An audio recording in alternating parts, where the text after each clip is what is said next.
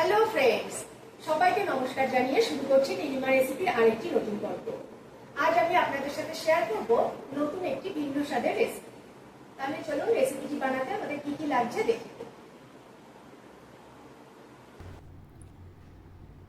আজকে আমি আপনাদের সাথে শেয়ার করব পাকা আম আর সাবু দিয়ে দারুণ একটি রেসিপি, আম সাবুর শরবত।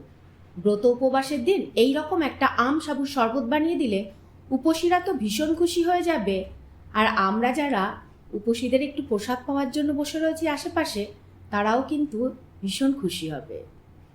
এই রকম ভিন্ন ধরনের রেসিপিগুলো খুব সহজেই বাড়িতে বসে শিখে নিতে সাবস্ক্রাইব করে নিন নীলিমাস রেসিপিস চ্যানেলটিকে। আর আমার সমস্ত রান্নার আপডেট সবার আগে পাওয়ার জন্য বেল আইকনটা প্রেস করতে ভুলবেন না।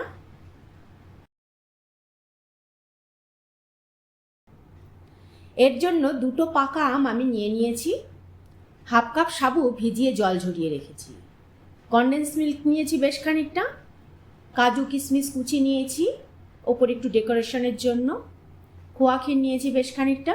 শুধুমাত্র এই কয়েকটি উপকরণ দিয়েই বানিয়ে ফেলবো দুর্দান্ত স্বাদের এই আম সাবুর শরবত।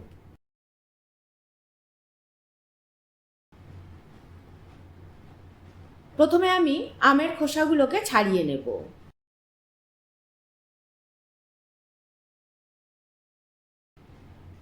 এইভাবে দুটো আমেরই আমি খোসা ছাড়িয়ে নেব।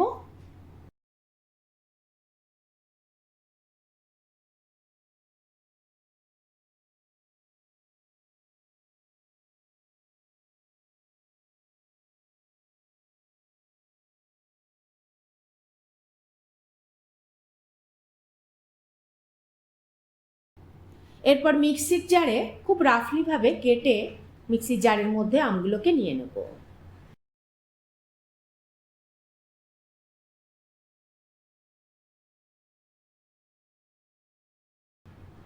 দুটো আমি এইভাবে মিক্সির জারে আমি নিয়ে নিয়েছি।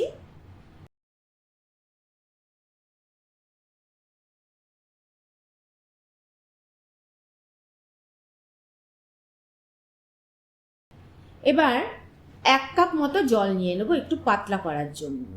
আপনারা চাইলে এইভাবে ঘনও রাখতে পারেন, তবে একটু পাতলা করলে মনে হয় একটু বেশি ভালো লাগবে। আর কনডেন্স মিল্ক দেব 1.5 কাপ মতন। এই কনডেন্স মিল্ক দেওয়ার ফলে এর স্বাদও যেমন বেড়ে যাবে, তেমনি আলাদা করে চিনির প্রয়োজন হবে না। এবার ভালো করে পেস্ট করে নেব।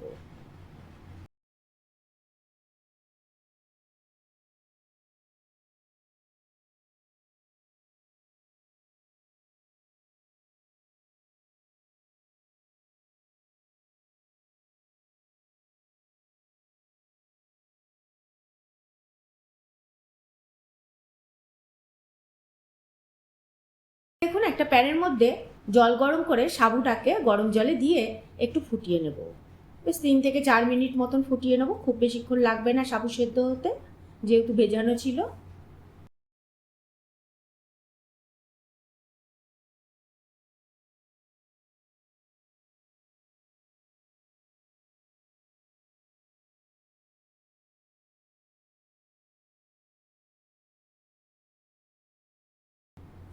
সাবু সেদ্ধ হলে নামিয়ে সাবুর মাড়টাকে ছেঁকে নেব।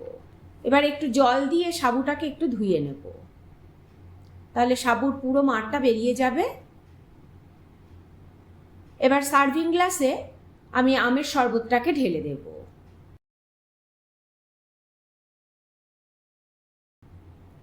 এর মধ্যে 2 চামচ সেদ্ধ সাবু দিয়ে দেবো, ভালো করে মিক্স করে নেব।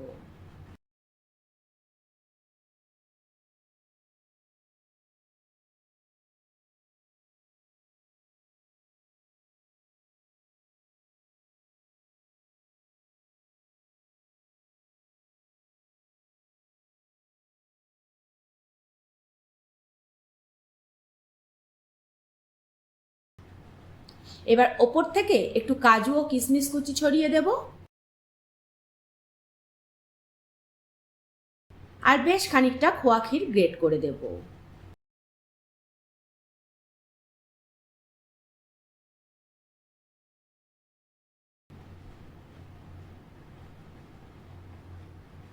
চারপাশ থেকে আরেকটু কিশমিশ আমি ছড়িয়ে দিলাম, তাহলে দেখতে ভালো লাগবে।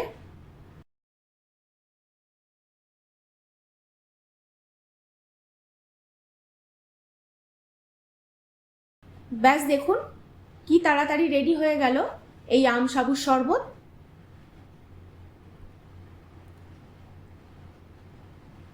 পাকা আমের একটা সাইডটাকে এইভাবে আমি কেটে উল্টে দিয়ে পাশে রেখে শরবতটাকে সার্ভ করেছি, তাহলে দেখতে খুব সুন্দর লাগবে। দেখুন যেমন সুন্দর দেখতে হয়েছে, খেতেও কিন্তু হয়েছে অসাধারণ। কোনো উপসী অতিথি আসলে এই রকম একটা আম সাবুর শরবত যদি তার সামনে দেওয়া হয়, তাহলে আপনি সহজেই তার মন জয় করে নিতে পারবেন।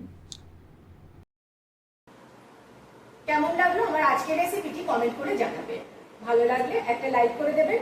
আপনাদের একটা লাইক আর কমেন্টই আমাকে উৎসাহিত করবে পরবর্তী ভিডিও বানাতে। আজ তাহলে এই পর্যন্তই, আবারও হাজির হয়ে যাব নতুন কোনো রেসিপি নিয়ে, নতুন কোনো পর্বে। ভালো থাকবেন, সুস্থ থাকবেন সবাই। লাইক, কমেন্ট আর শেয়ার করতে অবশ্যই ভুলবেন না।